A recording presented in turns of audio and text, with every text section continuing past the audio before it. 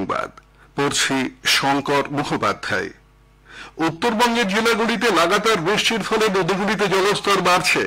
কোচবিহার সহ সংলগ্ন তোরসা নদীর জল বাঁধের অনেকটাই কাছে উঠে এসেছে। তিস্তার জল ঢুকে পড়ায় ক্লান্তির বেশ কিছু এলাকা প্লাবিত। জলপাইগুড়ি, আলিপুরদুয়ার ও কোচবিহারে আরো বৃষ্টির পূর্বাভাস রয়েছে। মঙ্গলবার পর্যন্ত ভারী থেকে অতি ভারী বৃষ্টির লাল সংকেত জারি করা হয়েছে।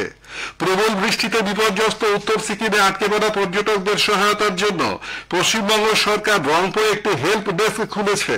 বৃষ্টি এবং ভূমিধসের কারণে সেখানকার বিভিন্ন জায়গার প্রায় 1000 দেড়েক পর্যটক আটকে রয়েছেন। এর প্রেক্ষিতেই কালিম্পংয়ের জেলা প্রশাসকের দপ্তরে হেল্প ডেস্ক খোলার সিদ্ধান্ত নেওয়া হয়েছে। 8768095881 এবং 9051499096 নম্বরে ফোন করে খোঁজ খবর দেওয়া যাবে। গতকাল সিকিমের মুখ্য সচিব জানিয়েছেন যে 2টি ভূমিধসের ঘটনায় 9 জনের মৃত্যু হয়েছে। পর্যটকদের নিরাপদ স্থানে নিয়ে আসতে বিমান বাহিনীর হেলিকপ্টারের জন্য আবেদন করা হয়েছে। এদিকে আজও হিমালয় সন্নিহিত জেলা এবং সিকিমে অতি ভারী বৃষ্টির পূর্বাভাস দিয়েছে আবহাওয়া দপ্তর। তবে ঘরমাক্ত এবং অস্বস্তিকর গরমে নাজেহাল দক্ষিণবঙ্গে আগামী 4-5 দিনের মধ্যেই বর্ষা ঢুকবে বলে জানানো হয়েছে। 21 তারিখ থেকে 27 জুন পর্যন্ত দক্ষিণবঙ্গে স্বাভাবিকের চেয়ে বেশি বৃষ্টি হবে বলে পূর্বাভাস। মুর্শিদাবাদের প্রায় প্রতিটি আম বাগানে এবছর ফলন কম হয়েছে। বাগানগুলিতেও গতবারের চেয়ে এবার আম কম হয়েছে। অন্য কয়েকটি প্রজাতির মতো কোহিতুর আমের ফলনও এবার কম। জাফরাগঞ্জের ফয়েজবাগে বহু বাগানে কোহিতুর আমের গাছ রয়েছে। গতবারের তুলনায় সেই গাছগুলিতে এবার আমের ফলন কম হয়েছে। ওই এলাকার বাগানে কোহিতুর, আনারস আম, কালাপাহাড়, বেগম পাসন্ত, নবাব পাসন্ত, মির্জা পাসন্ত আমের চাষ হয়। জেলা উদ্যান পালন দপ্তরের উপঅধিকর্তা প্রিয়রঞ্জন সানিগ্রাহী জানিয়েছেন যে জেলায় কোহিতুর সহ সব আমই এবার কম হয়েছে। দক্ষিণ 24 পরগনার মহেশতলার একটি বহুতল আবাসনে আজ সকালে গ্যাস সিলিন্ডার বিস্ফোরণে ওই বাড়িতে আগুন ধরে যায়। এতে বাড়ির মালিক সহ কম করেও 4 জন জখম হয়েছেন।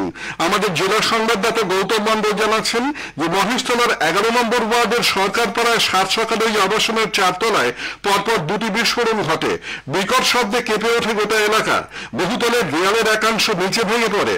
দমকলের 2টি ইঞ্জিন এবং বিশাল পুলিশ বাহিনী এলাকায় মোতায়েন রয়েছে। পাচারের আগে লক্ষাধিক টাকার হেরোইন তৈরির রাসায়নিক উদ্ধার করেছে বীরভূম জেলা পুলিশ। পশ্চিম মেদিনীপুরের খড়গপুর থেকে ওই রাসায়নিক মুর্শিদাবাদের বেলদায় নিয়ে যাওয়া হচ্ছিল বলে জানা গেছে। অজয় সেতু থেকে পুলিশ ওই সামগ্রী উদ্ধারের পাশাপাশি 2 জনকে আটকও করেছে। আজ তাদের সিউড়ি জেলা আদালতে পেশ করা হলে 4 দিনের পুলিশ হেফাজতে পাঠানো হয়। হারোয়ার সোনাপুকুর শঙ্করপুর পঞ্চায়েতের ঝুলুলগাছা এলাকায় ভোট পরবর্তী হিংসার জেরে এক বিজেপি কর্মীকে মারধর করা হয়েছে বলে অভিযোগ। ওই এলাকার সক্রিয় বিজেপি কর্মী খলিল মোল্লা নির্বাচনের ফলাফল ঘোষণা হওয়ার পর থেকে ঘর ছেড়ে অন্যত্র আশ্রয় নিয়েছিল তৃণমূল কর্মীদের অত্যাচারে। তারপর কলকাতা হাইকোর্টের নির্দেশ মতো গত 10 তারিখে তিনি বাড়িতে ফেরেন। গতকাল ওই বিজেপি কর্মীকে হারোয়া 91 নম্বর বাস স্ট্যান্ডে দেখতে পেয়ে বেশ কিছু তৃণমূল কর্মী সমর্থকরা তাকে ব্যাপক মারধর করে বলে অভিযোগ। গ্রামীণ সংবাদ শেষ হলো।